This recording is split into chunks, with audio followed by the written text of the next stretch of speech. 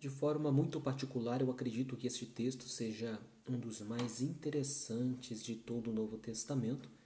É o texto que trata acerca da mulher cirofenícia, uma gentil que se aproxima de Jesus buscando algo por intermédio dele. Ora, bem verdade é que é impossível falar sobre a pessoa de Jesus e não imaginar alguém em busca de algo na pessoa dele, mesmo nós sabendo que o maior feito, a maior revelação ou a maior ação feita por Cristo Jesus foi sua morte salvífica na cruz do Calvário, onde trouxe a remissão de nossos pecados.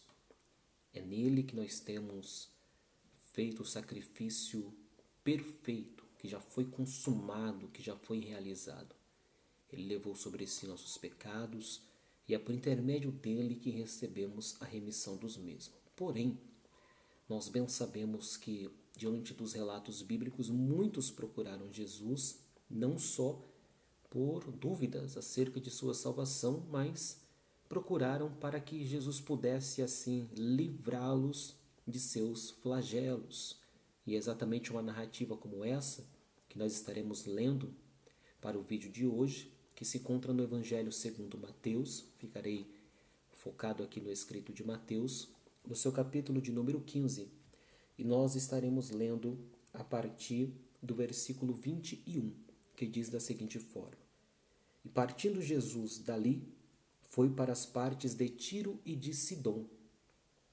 E eis que uma mulher cananeia que saíra daquelas cercanias clamou, dizendo: Senhor, filho de Davi, tenha misericórdia de mim.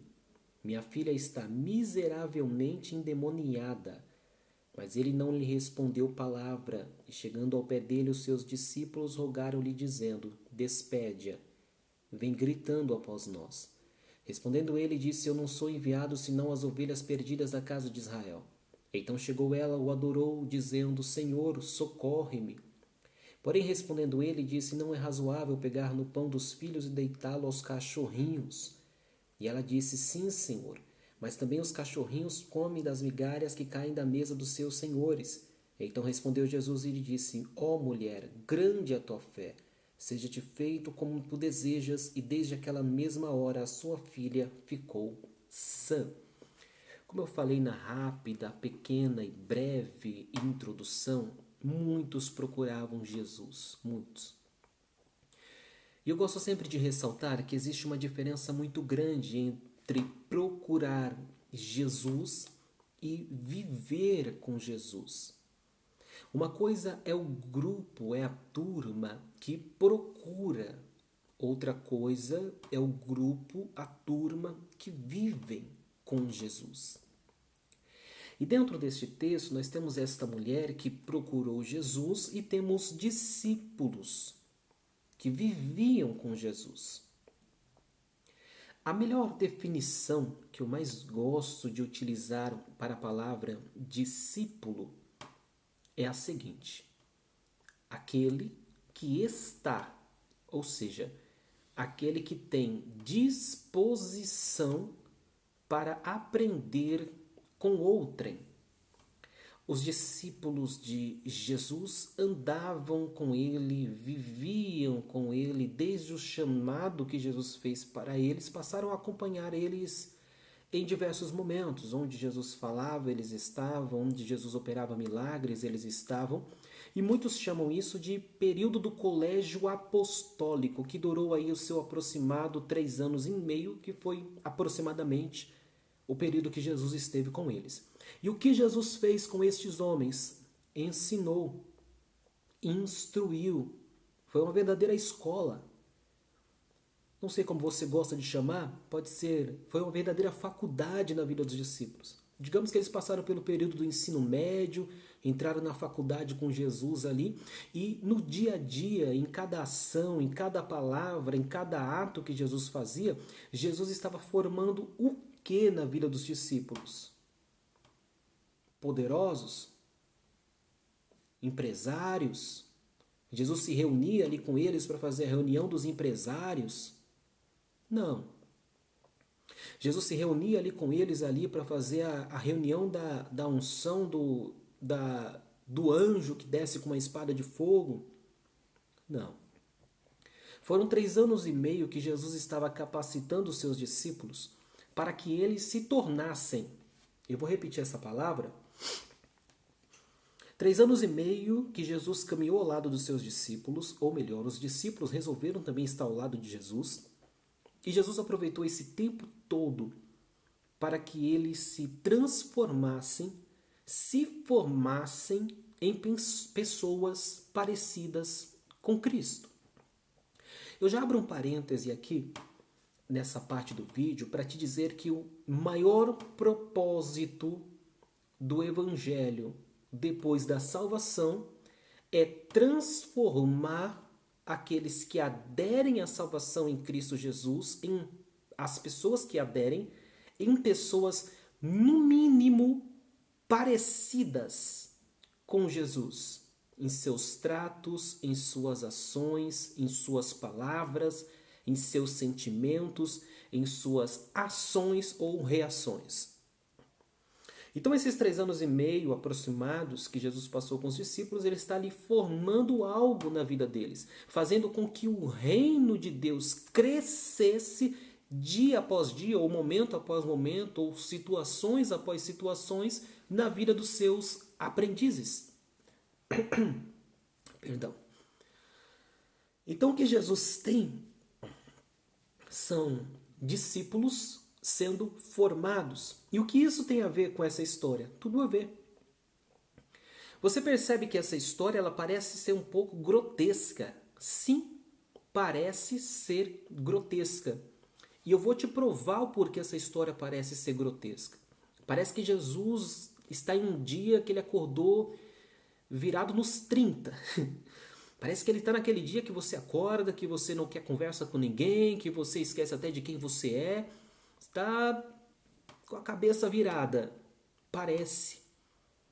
Mas eu quero que você compreenda que Jesus ele tinha uma missão. Além de ser o plano perfeito para a salvação, o sacrifício perfeito, ele tinha que formar aquele colégio apostólico. Ele tinha que ensinar verdades que aqueles judeus que ele escolheu não sabiam, não entendiam acerca do reino que ele estava plantando. E muitos ensinamentos nos custam. Todo professor sabe que o ensinamento custa algo. E o tempo é o melhor aperfeiçoador de qualquer escola, de qualquer aluno. O tempo faz tudo. E Jesus ele tinha esse tempo com os discípulos e a necessidade de, dentro desse tempo, desenvolver marcas na vida dos discípulos. É por isso que algumas atitudes de Jesus foram muito estranhas. Sim, por exemplo, João 4, que ele está ali no poço com a mulher samaritana. Qual mestre ou qual judeu estaria com uma mulher conversando? Nenhum mestre conversava, praticamente não se viu um mestre conversando nem com sua própria esposa. O que dirá com uma desconhecida samaritana em um poço ao meio-dia. Jesus às vezes assustava com as suas ações, com as suas atitudes, mas tudo tinha um propósito por detrás. Formar na mente dos seus discípulos os princípios do reino que ele estava inaugurando e formando, forjando na vida dos seus discípulos.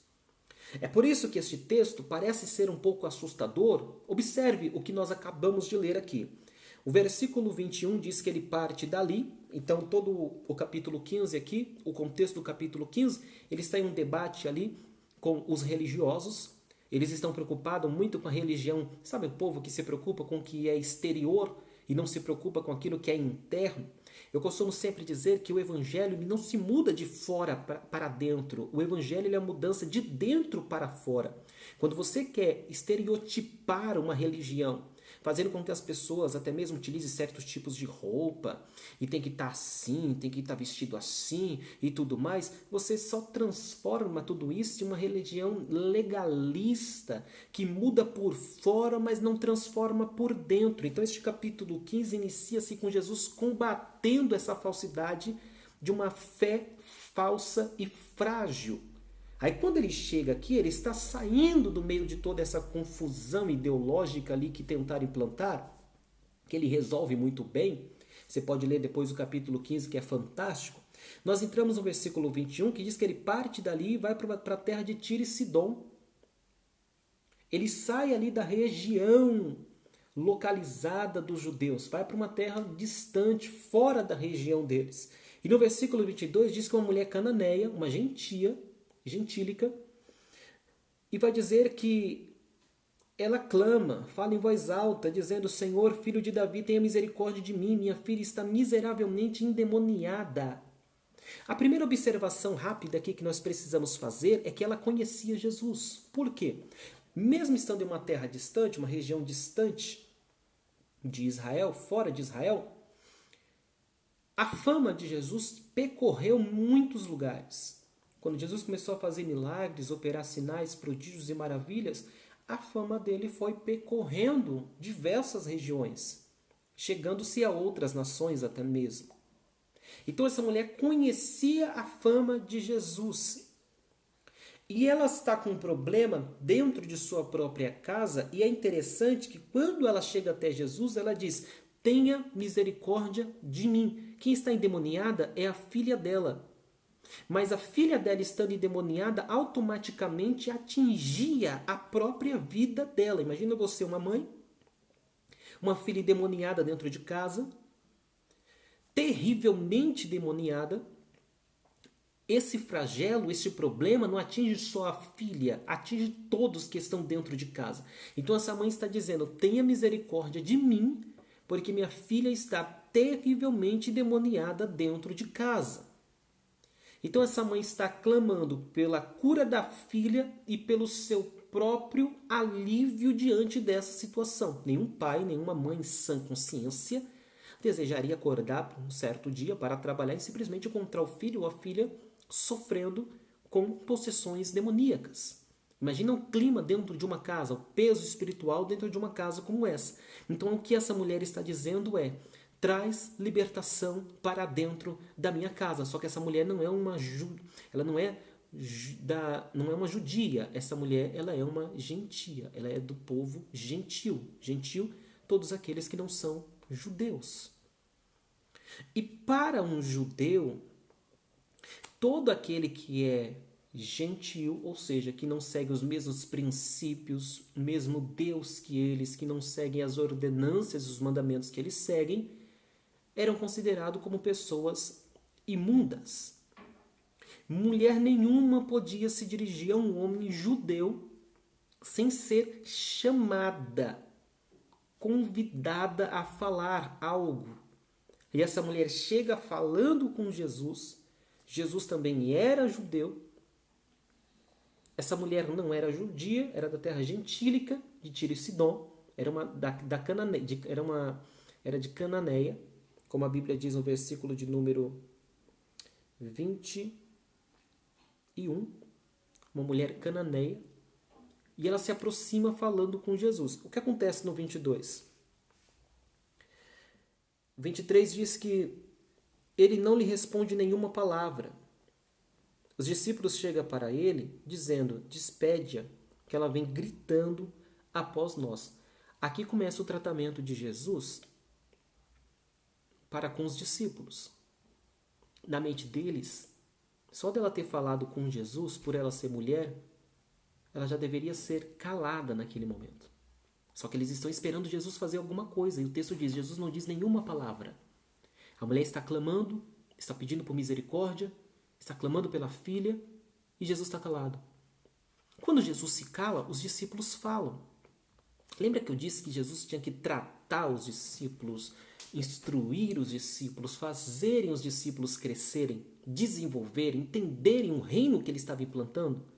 Ele se cala. Quando ele se cala, os discípulos falam. Em outras palavras, os discípulos estavam dizendo mais ou menos assim: Jesus, quer que nós vamos lá e demos um jeito nela? O Senhor quer que a gente cale ela de alguma forma? É isso que eles estão dizendo aqui neste versículo de número 23. Aí no 24, eles falam isso indiretamente. No 24 diz, e respondendo ele disse, eu não sou enviado senão as ovelhas perdidas da casa de Israel. Jesus responde. No 25 diz, então ela chegou, adorou dizendo, Senhor, socorre-me. Observe as ações dessa mulher. Olha só o aprendizado que os discípulos estão tendo com ela. Se Jesus tivesse respondido no primeiro instante, dito, olha, receba a sua bênção, que a graça de Deus seja sobre a tua vida, sua filha está curada, não haveria ali uma aula sendo gerada. Primeiro, essa mulher chega a Jesus pedindo. Ela não ordena, ela pede. Eu vou repetir, porque se você gravar só isso, eu já vou me ter por satisfeito esses 20 minutinhos aqui do meu dia. Ela não ordena, ela pede. Você já imaginou você ter um filho ou uma filha, ele ou ela chegar para você e dizer assim, pai ou mãe, eu ordeno que você compre o lanche do McDonald's que eu vi hoje na propaganda. Eu não peço, eu ordeno. A primeira coisa que você vai fazer é dar um tapa na orelha. A primeira coisa que você vai fazer é puxar a orelha da criança, dar uns tapas no bumbum, mostrar para ela quem é que manda.